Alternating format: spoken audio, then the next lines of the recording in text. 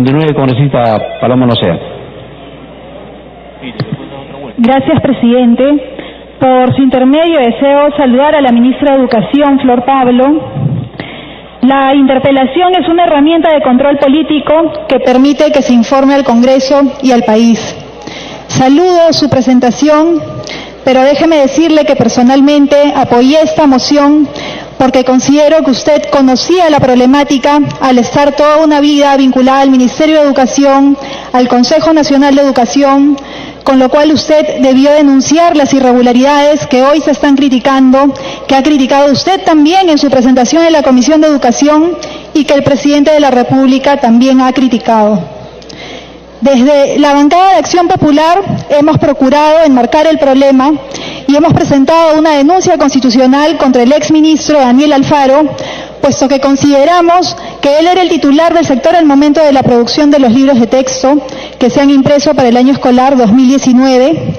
Y aquí les quiero mostrar un video de la última sesión de la Comisión de Educación del periodo 2017-2018, presidente, por lo cual le pediría autorización para que durante la presentación pueda exponer 3 videos. Autorizado. Gracias.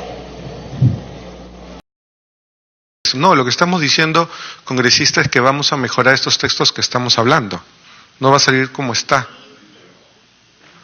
Considerando que el Ministerio de Educación cuenta con los especialistas debidos, también existe un Consejo Nacional de Educación con un número bastante amplio de personas, de especialistas, historiadores, para que puedan hacer las revisiones y se puede comprometer entonces a entregar esto el 15 de julio. Lo que no quiero es mentirles. Es decir, si les entrego el 15, que es el compromiso de entregar el 15, ya eso se está yendo a edición. O sea, si ahí hay la expectativa de que ahí se hace una nueva revisión de esos textos, ya no podría asegurar el buen inicio del año escolar del 2019 y también estaríamos renunciando a nuestro rol rector, que es algo que se nos ha cuestionado mucho por la apertura que hemos tenido justamente a revisar la mayor cantidad de libros. Ministro, yo le puedo explicar a usted ese procedimiento. Se lo puedo explicar después de esta sesión. Entonces no es cierto que no se pueda hacer correcciones. Lo exhortaríamos a que realmente haya un compromiso y una voluntad de cambio. Esto acá, si fuera de todos los tintes políticos, acá estamos jugando con la educación de los niños. Eso no puede pasar así. Esto, presidente, se dio en julio del año pasado. Ya se había advertido. La problemática de los errores e infiltración ideológica en los libros de texto ya es conocida desde hace muchos años. Al ministro Alfaro solo se le pidió transparencia. Se le dijo que esta información no era vinculante, que el Congreso de la República no puede decir qué información va a incluirse y qué cosa no se va a incluir en un libro de texto, que reconocemos que el Ministerio de Educación es el ente rector, sin embargo que nuestra función es fiscalizar. En razón a ello, y por un tema de transparencia, lo exhortábamos a que entregara la información antes de cometer la negligencia de reimprimir lo que estaba mal, despilfarrando los recursos del Estado peruano. Pero nos eludieron, no prestaron interés al pedido, por más que se comprometió al ministro durante dicha sesión, y ahora vemos los resultados. Nada mejoró, nada cambió, solo hubo negligencia. En la primera presentación en la Comisión de Educación de parte de la ministra Pablo, la ministra expresó que las fallas no eran menores, sino que ese tipo de información no se puede brindar a los estudiantes, que nos faltan mecanismos de control adecuados y procesos claros, para lo cual le pediría, presidente, pasar un segundo video. Autorizado. ¿Y por qué lo estamos haciendo en este caso? Porque en el contenido de los libros hay algunos hipervínculos que te llevan a una información adicional. Es decir, no está en los textos, y son textos impresos. Esos pero hipervínculos... el presidente ha reconocido que hay un error ahí, ¿no? Sí, pero es un tema zanjado ese, pero digamos. no hay ningún problema en que hay errores. Sí, pero digamos. no hay ningún problema en que hay errores. Que los recientes errores conocidos en los textos escolares son imperdonables. Los peruanos y las peruanas, porque merecemos una mejor educación. Ahora vamos al Congreso por el tema de los textos, pero en el fondo vamos a defender nuestra propuesta pedagógica, nuestra nueva educación. Y no vamos a ocultar que hay ahí fallas que tenemos que corregir, y en algunos casos no son fallas menores.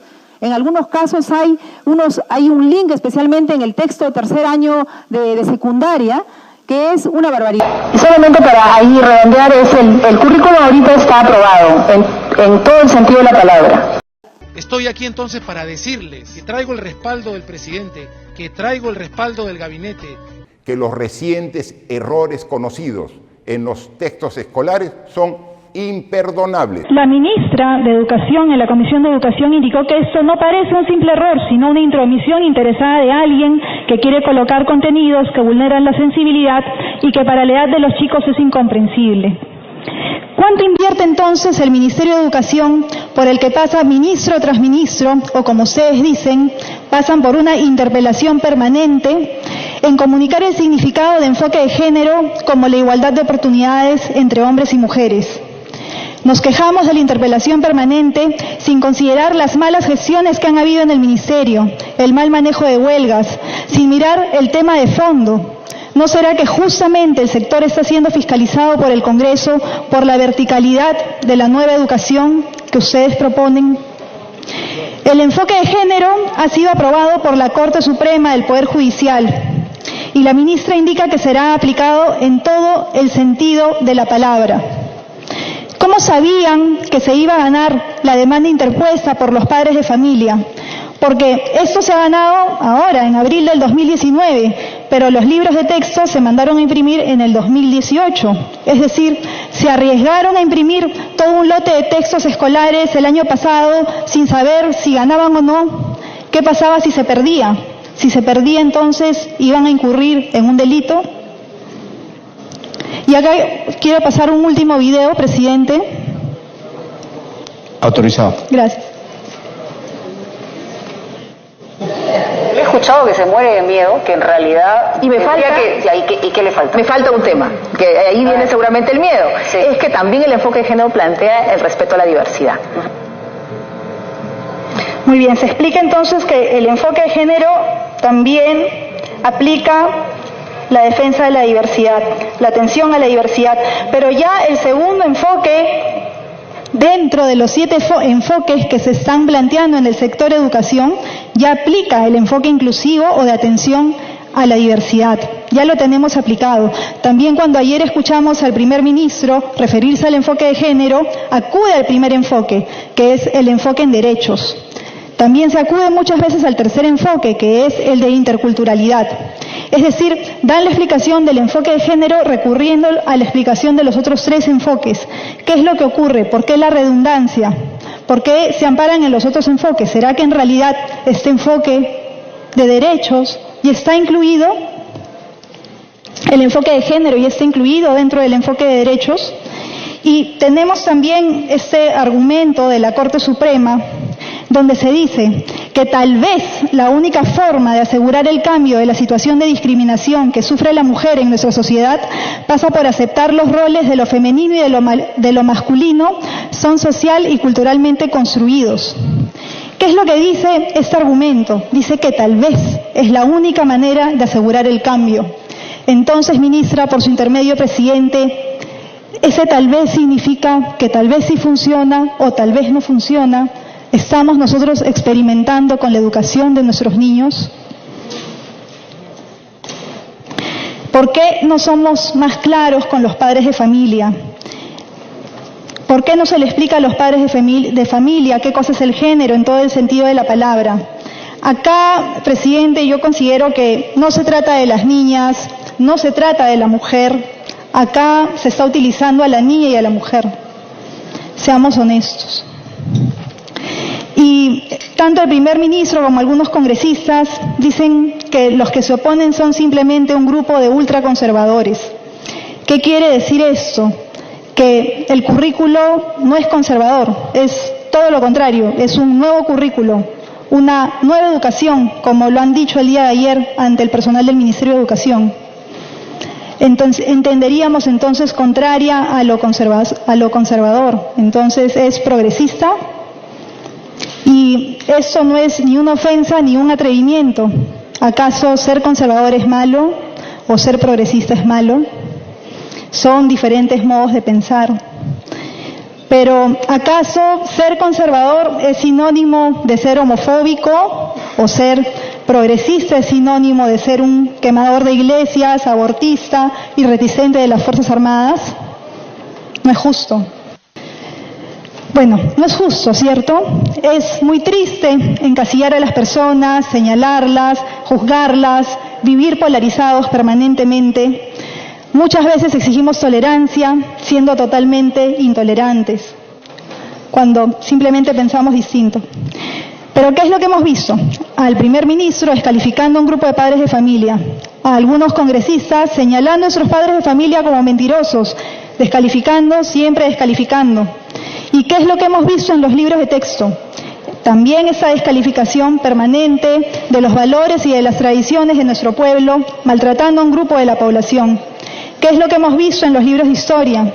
Que equiparan la defensa del Estado peruano por nuestras Fuerzas Armadas y Policía Nacional con el accionar terrorista. Esa Policía Nacional que tanto hemos valorado esta semana y que apenas es mencionada en espacios, en los libros de texto, en espacios de 5 por 7 centímetros.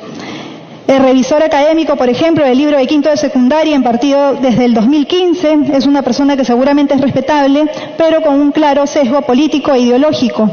Infiltración ideológica que no solo se ve en los libros de historia, sino mediante el permanente juego semántico durante toda la educación básica regular. Según Gramsci, por ejemplo, la realidad está definida con palabras. Por lo tanto, el que controla las palabras, controla la realidad. La conquista del poder cultural es previa a la del poder político, y esto se logra mediante la acción concertada de los intelectuales llamados orgánicos, infiltrados en los medios de comunicación, expresión y en las universidades.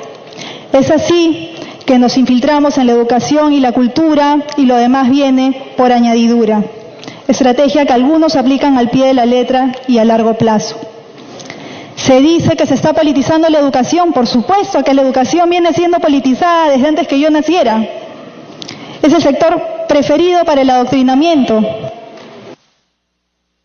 Para que concluya, congresista. Por eso es que es tan delicado, ministra. Por eso es necesario que se haga lo correcto, y lo correcto no necesariamente es lo políticamente correcto. Porque el Ministerio de Educación no puede imponer, sino que tiene que mantener la comunicación con los padres de familia. Porque así cualquiera de nosotros piense diferente, acá no puede haber tintes políticos, no puede haber imposiciones. Acá tenemos que ver cuáles son los puntos que nos unen y tenemos que velar por la educación de los niños, respetando el interés primordial del niño. ¿Qué es lo que incluye esta nueva educación? Por ejemplo, el lenguaje inclusivo.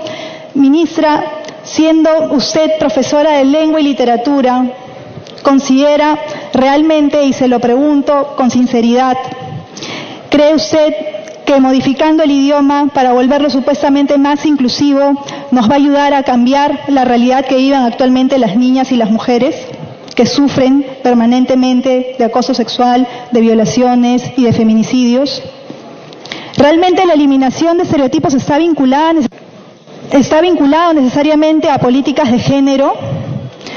No son solo más argumentos que hacen uso de la situación de la mujer para introducir otras agendas que nada tienen que ver con la agenda mujer. ¿Vamos a dejar de trabajar en la igualdad si no hay enfoque de género? ¿En qué momento los padres de familia se volvieron enemigos de la educación? ¿Cómo vamos a evitar la delincuencia, los feminicidios, si no criamos mejores seres humanos? Si no tenemos a los padres de familia de nuestro lado, o me corrijo, si no tenemos al Ministerio de Educación como aliado de los padres de familia. ¿Por qué somos nosotros? Porque somos nosotros, los padres de familia, los primeros responsables de la educación de nuestros hijos. Pero ahora se discrimina por pensar diferente al gobierno. ¿Será acaso que esa nueva educación, esa nueva propuesta pedagógica o experimento no incluye a los padres de familia? Ministra, yo considero que hay personas muy valiosas en el gabinete, considero que el presidente de la República es un buen hombre que tiene las mejores intenciones, pero así como hoy, después de décadas, nos espantamos con la mega corrupción de Odebrecht, vinculada a una estrategia geopolítica de Brasil que ha corrompido a casi toda América Latina, en la que se han prestado funcionarios peruanos vendepatria, espero que sean responsables de las políticas supranacionales que vienen incorporando en el sector educativo. porque no habría un peor crimen que meterse con la educación de nuestros niños. Ministra, los resultados de la última evaluación censal son más que tristes, demuestran lo pobre de la calidad educativa. La última evaluación censal demuestra la baja calidad educativa. Si el problema está identificado y tenemos las estadísticas, ¿por qué no se trabaja más, por ejemplo, en la promoción de la lectura? Ministra, yo nunca me he opuesto a los temas de género cuando se trata de la legislación nacional. He apoyado porque considero que todos merecemos respeto independientemente de nuestra orientación sexual. Pero acá hablamos del enfoque de género a lo largo de la educación básica regular, a lo largo de toda la educación básica. Y me preocupa, por ejemplo, que se explique esta información a los niños de primer grado de primaria. Puede haber ejemplos difíciles de comprender. Creo que sí es necesario orientar a los jóvenes, pero ojo, considero que es necesario que se considere una edad prudente para poder poner esos temas a debate. Y también hay que considerar la falta de psicólogos en las escuelas para poder atender los conflictos emocionales que aquejan a los jóvenes. ¿Qué se va a hacer con ello? Presidente, yo creo que hay una campaña de desinformación en la que aparentemente los políticos estaríamos contra la educación sexual. Se habla de educación sexual integral. Yo quisiera saber, preguntarle a la ministra por su intermedio, ¿desde cuándo no se enseña educación sexual en las escuelas? Porque según las cifras que nos han entregado, sí se enseña, y con quienes se está fallando es justamente con las jóvenes de zonas rurales, que son las que menos clases han recibido, pero eso se debe más a una brecha de conectividad del Estado que a que los profesores no estén impedidos de informar sobre la materia.